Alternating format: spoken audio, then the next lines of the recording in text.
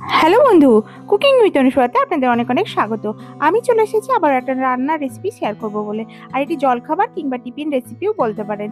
আর এটি হলো পনির cheese bread toast. ভীষণই ভালো খেতে। চলুন শুরু করি। প্রথমে এখানে ব্রাউন ব্রেড নিয়ে নিয়েছি, আর এগুলোকে প্রথমে ওভেনে পাত্র বসিয়ে ভালো করে এপিট ওপিট উল্টে পাল্টে সেঁকে নিচ্ছি। প্রথমে সমস্ত কিন্তু ব্রেডগুলোকে সেঁকে নেবেন। যতই ফ্রেশ ব্রেড হোক না কেন, প্রথমে সেঁকে নেওয়াটাই ভালো। তো সেঁকে নিলাম। এবার পাত্রের মধ্যে বাটার দিয়ে দিলাম 1 চামচ মতো, দিয়ে ভালো করে এটাকে এখন গলিয়ে নিচ্ছি। তো গলানো হচ্ছে, এখন দেখতেই পাচ্ছেন সুন্দরভাবে। আর বাটারের স্মেলটা যা ভালো লাগে না, কি বলবো। তো যাই হোক, গলে গেল। তো এখন ওই সেঁকে নেওয়া ব্রেডটাকে এখন দিয়ে দিলাম, দিয়ে এবার উল্টে পাল্টে এখন বাটারের মধ্যে ভেজে নেব একটুখানি।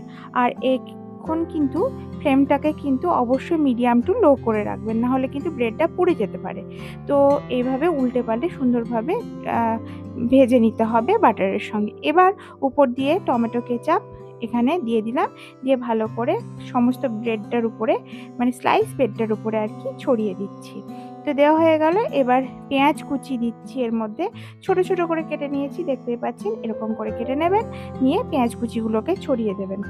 আপনারা আপনাদের এখানে পছন্দসই জিনিস দিতে পারেন, যেমন ক্যাপসিকাম, অন্যান্য কিছু মাংসের টুকরো ইত্যাদি। আমি এটা পনির দিয়ে বানাচ্ছি।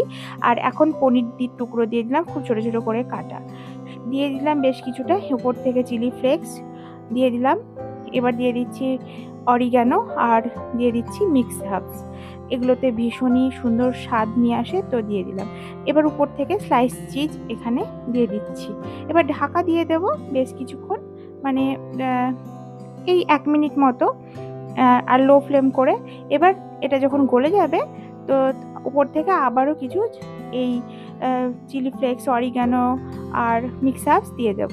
উপর থেকে একটুখানা টমেটো কেচাপ দিয়ে দিলাম, দিয়ে এবার গরম গরম খেয়ে নিই। তো দেখি কেমন লাগছে। তো এইভাবেও করলে দারুণ লাগে খেতে। আবার যে এই যে চিজ, স্লাইস চিজটা ব্রেডের উপরে টমেটো কেচাপ লাগানোর পরে দিলেও ভালো লাগে।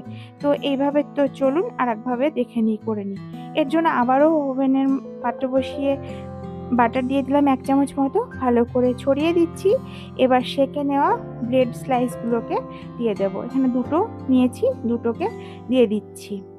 তো এখন উল্টে পাল্টা আবারও বাটার মাখিয়ে নিতে হবে একইভাবে। তো মাখিয়ে ভালো করে একটুখানি ভেজে নিতে হবে। আর ফ্লেমটাকেও অবশ্যই মিডিয়াম টু লো ফ্লেম করে রাখতে হবে। উপর থেকে টমেটো কেচাপ দিয়ে ভালো করে মাখিয়ে নিতে হবে, চামচের সাহায্যে কিংবা যার সাহায্যেই হোক মাখিয়ে নিতে হবে। এবার দিয়ে দিতে হবে উপর থেকে হচ্ছে স্লাইস চিজ।